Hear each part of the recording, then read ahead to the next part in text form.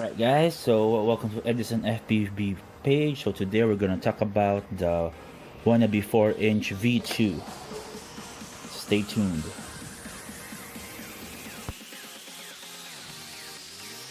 Alright guys, so today we're gonna assemble the 4-inch Wan'naBee version 2.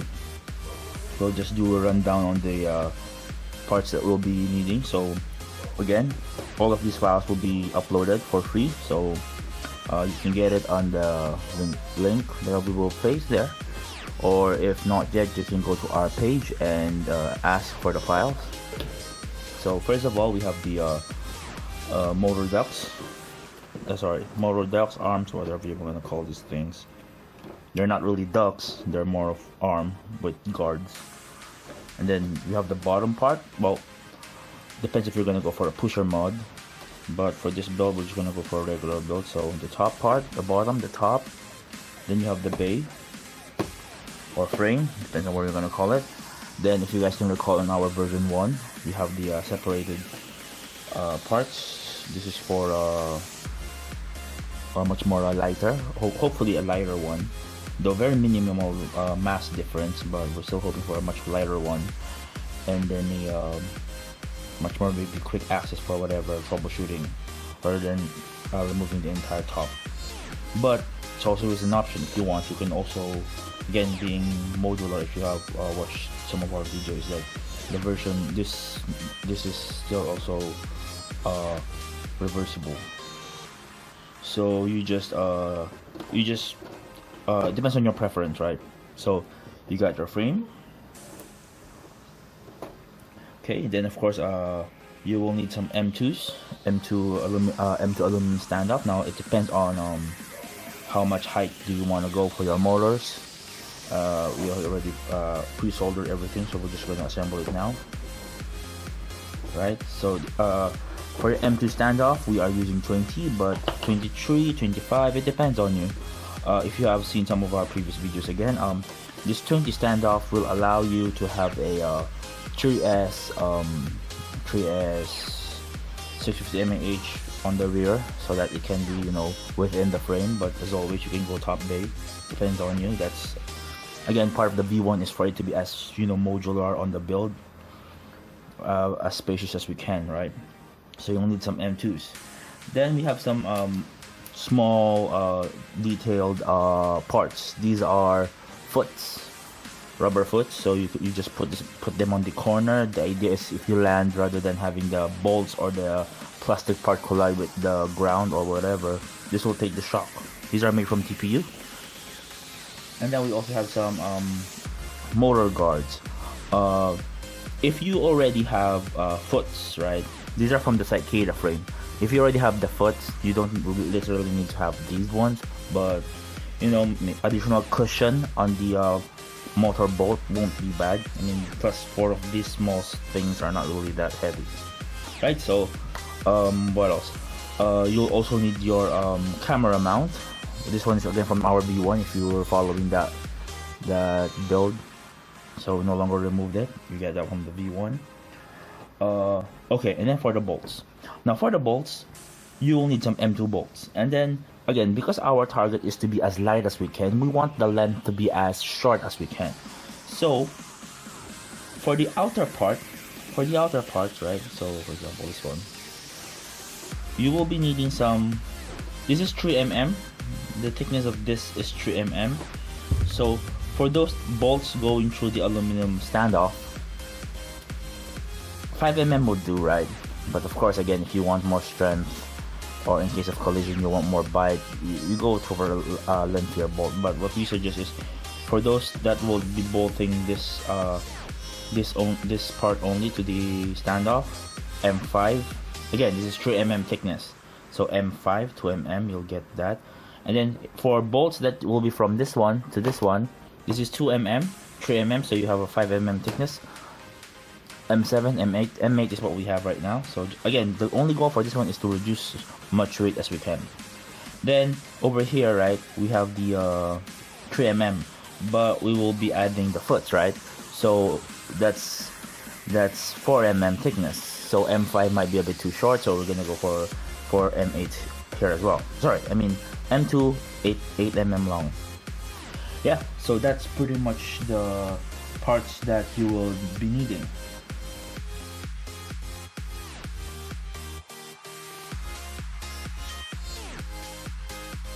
Right guys, so today this is the 4-inch Wan'naBee V2. So just a small rundown on what's what. It's a 4-inch H frame, right? It's an H frame. We had already attached the case cam. It's just generic action cam because it's the only one that I can afford. So what's so special about the build? It's all 3D printed, light enough. Should be lighter, you know, by comparison, right? And it's prop guarded, not ducted, but prop guarded. So for this version, you will see a tri-stack for we have no idea why. We started with 1, we added more, we didn't want to move, we end up with 3 rather than 2. So yeah, there we go. Right, so smart. So what else? So here we have the easy, convenient, whatever access that you might need. We don't know, we did it that way. But if you want, you can print the same bottom and just place it on top. But me personally, when I'm doing maintenance, right, because again this build, I do like the separated part, so I don't need to like remove everything. So okay, we just finished it. We should be showing a video of the demo flight test with regards to the rigidity of the frame. So you guys will see there that it's flying normally in angle mode. We also tried a bit in acro mode, but as you can see that we're flying indoors inside the garage. It will be difficult to do some acro, you know, acro rolls and stuff. So what can we say about this one? Just, you know, what makes it differ? Well, first of all, it's a 4-inch. Why would you want a 4-inch that has prop guard? And the answer is you don't really want a 4-inch with a prop guard. Those who has 4-inch are usually the long range type, meaning you'll be going out in the open air. But again, on my record, I'm still flying indoors, and for the reason that I just want to fly 4-inch indoor, that's the only reason. So yeah, no real reason for you to be building this one, except if you're gonna fly through some semi-foliage area where you don't want the leaves or grass to, you know, wrap around your motor. What happens here is, you know, it's like a semi-lawn mower type. It moves the grass away before to make way for the propellers. Yeah, so that's basically this build. Very simple, nothing super special. We have our Wan'naBee logo over there. If you guys are familiar with the V1 4-inch frame, one design aspect that we did here is for this to have a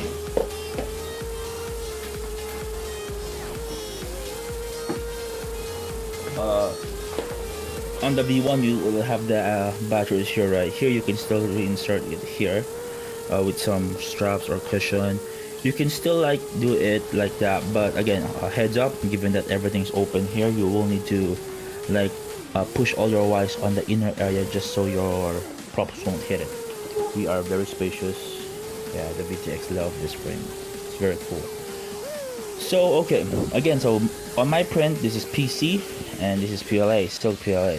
So pros and cons on our flight. Again, so you guys are seeing the video, right? So it's flying normally.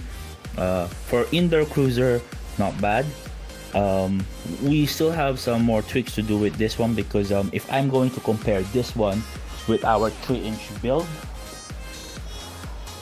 I am somehow still going for the 3-inch.